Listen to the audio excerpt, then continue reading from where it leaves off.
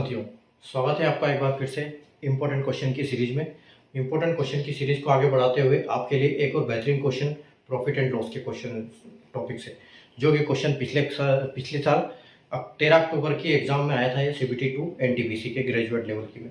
ठीक है, आइए देखते हैं क्वेश्चन क्या है। During a sale 50% of the goods are sold at 45% profit, 30% of the remaining goods are sold at 27% profit, and the still remaining goods are sold at a loss of 43%.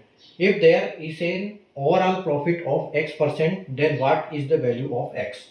ठीक है, चार ऑप्शन दिए हुए हैं कि एक सेल के दौरान 50% सामान 45% लाभ पर बेचा जाता है, बचे हुए सामान का 30% हिस्सा 27% लाभ पर बेचा जाता है, और जो सामान फिर से बच जाता है उसे 43% की हानि पर बेचा जाता है। यदि कुल मिलाकर X% का लाभ होता है तो X का मान आपको ज्ञात करना है। यानी कि आपको फाइनली यहाँ पर क्या पता करना है कि कितना प्रॉफिट हुआ है ओवरऑल। ठीक है, तो देखो सबसे पहले यहाँ पर सामान भी हमको कुछ नहीं दिया है, सामान भी प्रतिशत में दिया हुआ है और उसका सेल भी प्रतिशत, पूरा सेलिंग प्राइस दिया है 3% के हिसाब से। ठीक है, तो आपको कुल मिला के कितना प्रतिशत उसको हुआ है लाभ, आपको ये निकालना है ताकि आपको उसकी X की वैल्यू मिल जाए। ठीक है, तो इस केस में आपको क्या करना है, जब प्रतिशत के ऊपर प्रतिशत दिया जाता है आपको ये करना है कि सबसे पहले उसका लागत मूल्य निकालो, CP निकालो। तो CP कैसे निकालेंगे, तो CP के लिए देखो जब प्रतिशत का सवाल हो ना तो आप कोशिश ये करना है कि उसको 100 बनाया जाए। ठीक है, तो देखो अगर हम यानी कि हम मान लेते हैं let be the goods total goods. ठीक है, लेट बी टोटल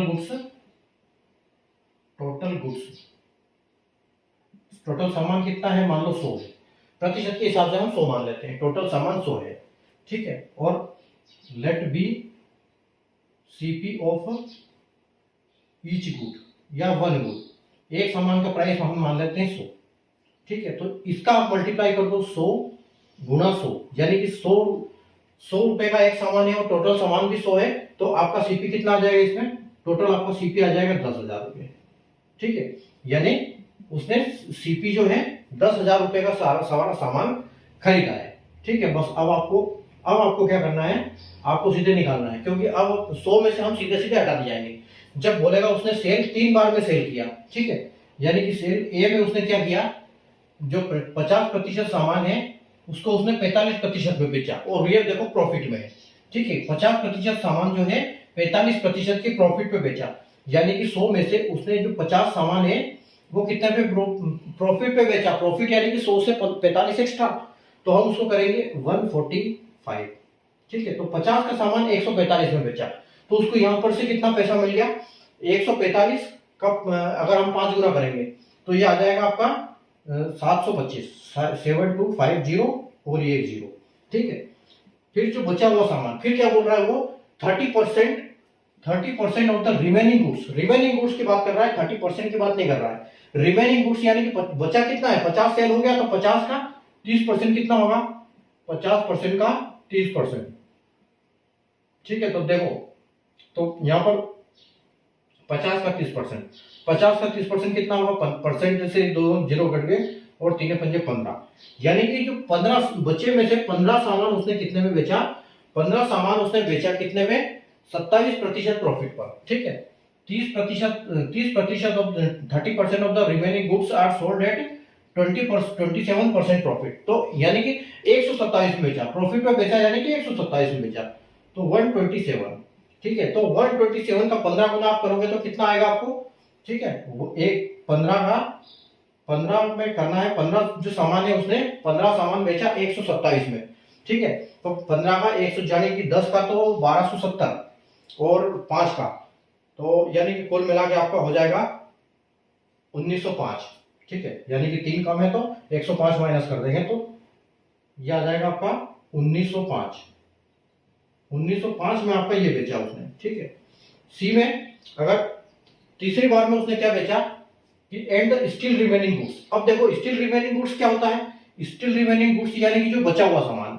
ठीक है, यहाँ पर भी लिखा हुआ है यदि और जो बचा हुआ सामान फिर। ठीक है, यानी कि आप देखो 50 और 15 निकल गए 100 में से, तो आपका कितना बचा, तो आपका टोटल बचा 35 सामान। अब जो 35 सामान को उसने कितने में बेचा, अब जो ये 35 सामान है still goods remaining loss of 43%। अब लॉस क्या होगा, लॉस होगा तो क्या होगा, 100 में से माइनस होगा, तो 43 100 में से माइनस हो जाएगा तो आपका कितना आएगा 57, यानी कि 35 सामान को उसने 57 रुपए में बेचा। ठीक है, तो 57 रुपए में उसने 35 को बेचा।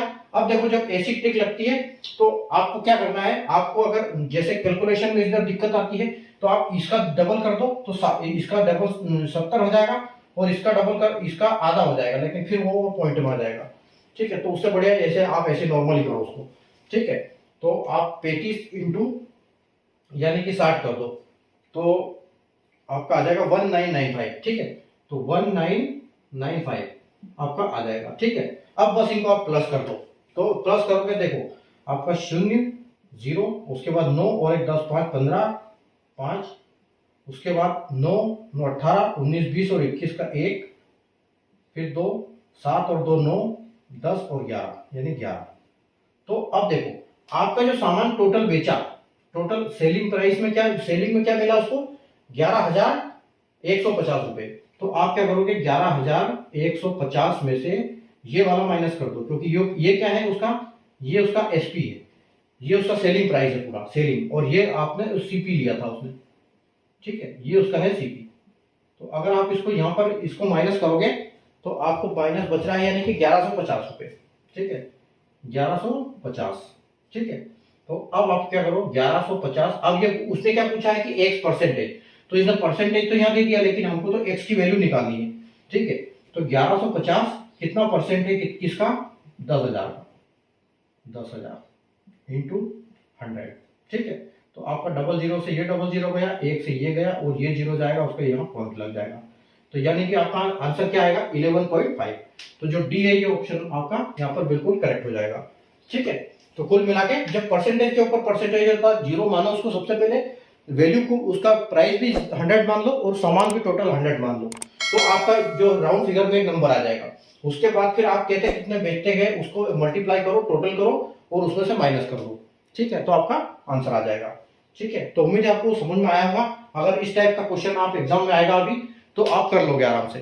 ठीक है, तो लाइक शेयर कर दीजिए चैनल को, वीडियो को। ठीक है, और चैनल को सब्सक्राइब कर लीजिए ताकि ऐसे ही वीडियो शाम को डेली 4 बजे आपको मिलती रहे। ठीक है, मिलते हैं नए वीडियो में एक नए इंपॉर्टेंट क्वेश्चन के साथ। Good bye.